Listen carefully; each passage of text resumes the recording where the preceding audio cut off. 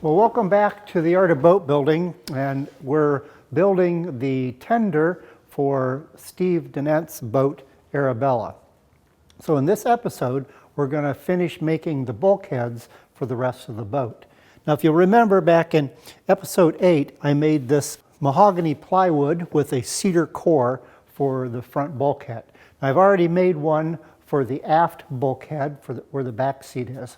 So what I'm working on now are the two bulkheads that will hold the center seat and the dagger board trunk. So what I've decided to do in order to keep some of the weight down, because the cedar is probably about 1/3 of the weight of the mahogany, and I'm roughly guessing that. So what I'm doing right now is I'm putting a chamfer on some cedar. It's a 3/8 inch cedar that I have milled out of the old planking stock. And so the idea then is that when I put these together with that chamfer in there, that it'll mimic the chamfering that is in the mahogany. So that's what I'm doing right now, and in order to do this, the first thing that I did was I went to the planking stock and started selecting some wood. So over here at my pile of old planks, I need to determine two types of pieces that I need to get out of there. Now the centerboard bulkheads are going to be a 2-ply, so one board will be going athwart the ship or horizontal, and then the other ones will be going vertical, like this little sample piece I have here. So, like I said, this will be a 2-ply section that'll be about 3/4, about 5/8 to 3/4 of an inch thick. So what I need to do is to have some pretty strong straight pieces that will at least span about 48 inches. And the height of these needs to be, both of those bulkheads needs to be about 12 inches. So I've got a 13-inch little sample board here. So a fairly flat board like this will work really well for getting 48-inch pieces out of it. And then I'll resaw that in half so that I'll have two 3/8 inch pieces. Now some of the twisted pieces, like some of these back here, they'll work really well where I can cut several little sections out of there, and then that twist won't matter anymore.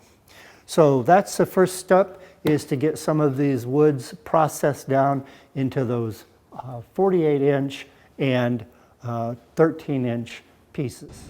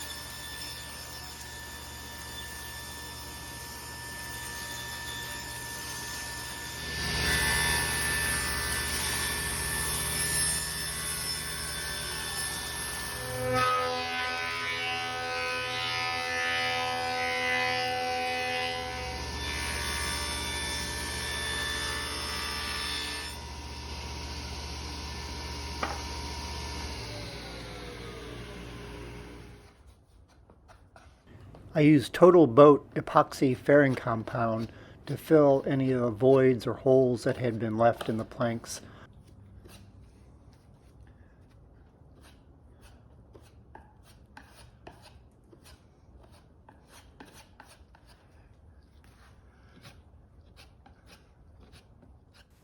Well, I've got all of my panels made up now. So these two panels here are those cedar stripped ones that will be the two center bulkheads that will make up the center seat and the dagger board slot.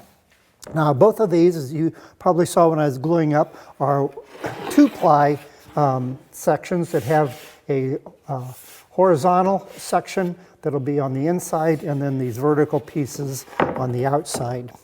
And then this piece is the mahogany veneered piece that will go on the aft bulkhead. And in that case, I did put mahogany on both sides. So this is the inside of it. And then I also put a strip of mahogany here so that you wouldn't see the cedar, because this will be a back locker that'll have a lid that comes down on that. And then, of course, you've seen this front bulkhead here, which was the 5/8 plywood that I made. And then these two sections here will be the two pieces that make up the dagger board trunk.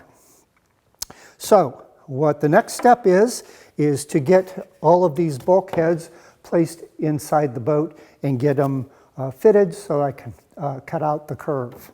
So the first thing I needed to do was to determine where those bulkheads fit onto the mold stations. So at each station that there's going to be a bulkhead, I first started by putting a straight edge across the mold station and then getting it level. And I determined the height of that by measuring it off of the plans. So once I got that done, I then came by and I put these little cleats in here so that the station then can set right down on top of there. So here at station 6, I'll line up the center line at here. And we'll clamp that in place.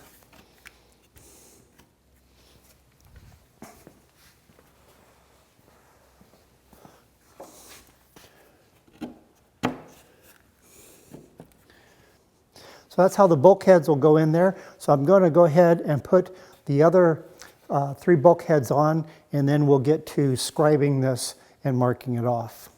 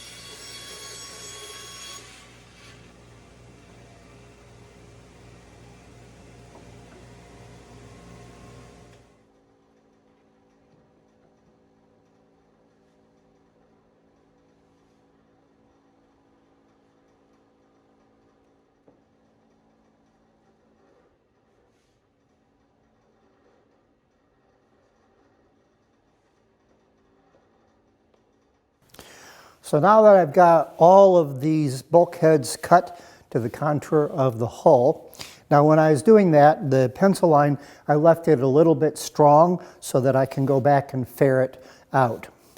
So the next step is to take these dagger board trunk sides, and they need to go in here like this, about an inch apart. So what I need to do is to trim them down so that they're exactly the width of the inside here. So the inside of my width is exactly 10.5 inches. So that's what I'm going to do, is to go to the table saw, cut those at 10.5 inches, and then I'm going to mount them to the bottom and then basically scribe the top that will with a fairing batten.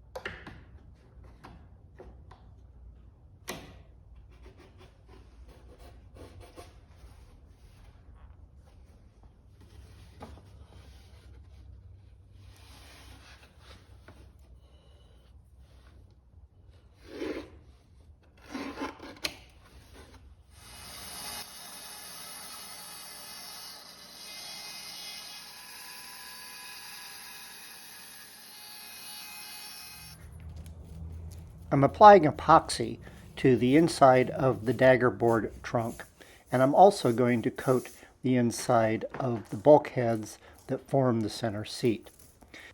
The inside of the dagger board trunks are also going to get a layer of 6-ounce fiberglass cloth. This will add some added reinforcement and abrasion resistance.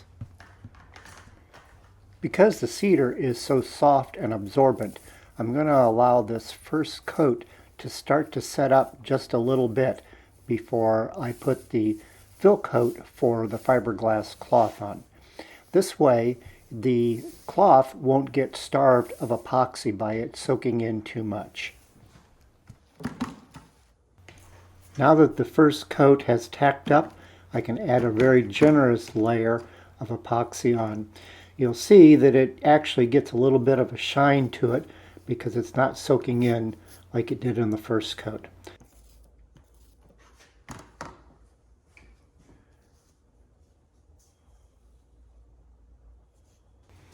After I lay the cloth on, I then use a squeegee in order to encourage the epoxy to impregnate the cloth completely. I add more epoxy with a foam roller to really ensure that that fabric is completely saturated with epoxy. I then use my squeegee to make sure that the epoxy's on there on a nice even layer. And I'll allow this layer to cure before I add this final coat. After the initial cure, I was able to trim off the excess glass cloth.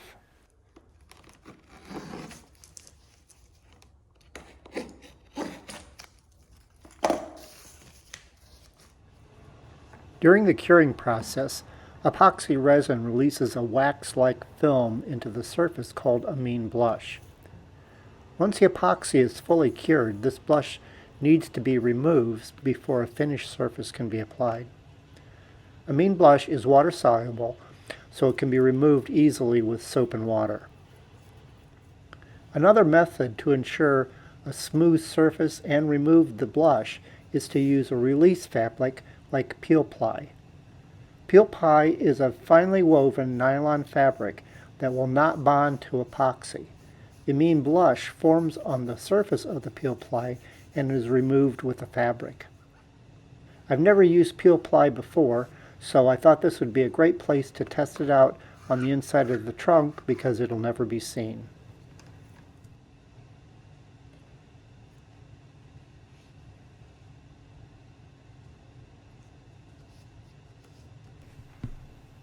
So what I understand is that you want the Peel Ply to be fully adhered and full of resin, and that you want to work out all of the air bubbles that are underneath there so that you have a nice smooth surface.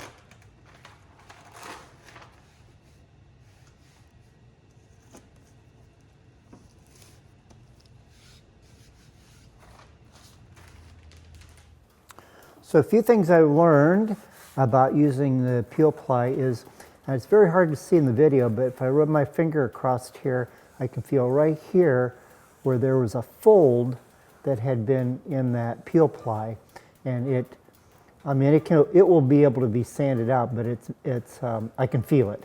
And there's also a couple of little spots where I may have gotten an air bubble in there. So the second one I did over here is much better. I can feel just a tiny little fold right here, but as far as air bubbles, I don't have any. It's interesting though that you can even hear the texture of the Peel Ply that is on there. So I'm sure that once I sand this, that it'll flatten out very nicely. So after a light sand with a 120 grit with an orbital sander, and I just barely went over it, but anyway, it's a little clear now where that seam was here, and not as clear in this one, but the seam is right here, and I can barely see it the other thing is that the texture is completely gone. So pretty good test. Obviously, how smooth and perfect these are is not important considering where they go in the boat, but it was a good opportunity to work out how Peel Ply works. I covered a couple of 1-inch spacers with some packing tape so that the glue won't stick to it when I assemble the trunk together. I tacked those on with some 1-inch plastic nails that can easily be removed later. So I'm going to temporarily clamp it together to make sure everything fits properly.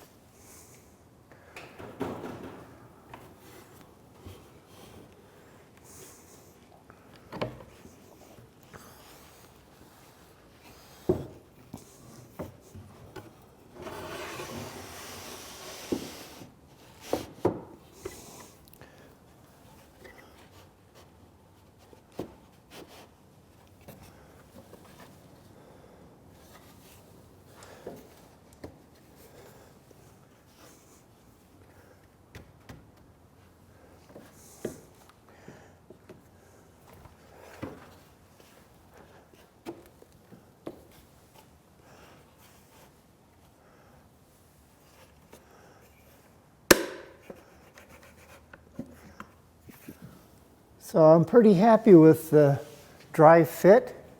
It all lines up very nicely. Now the other thing that I'm going to do is I'm going to add some little bed logs in here that will go on each side of the daggerboard trunk, like this.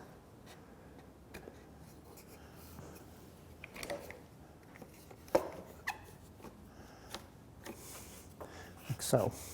So that'll give it a little more support here against the hull. And then it is raised up a little bit, so I'll get those all on there and then I'll fair all of that out. Now I'm going to bed all of this together with 3M's 5200, and I have some on order, so I don't have it on hand right now, so that will have to wait for the next episode. So as always, thanks for watching, and remember, if you're going to make it beautiful.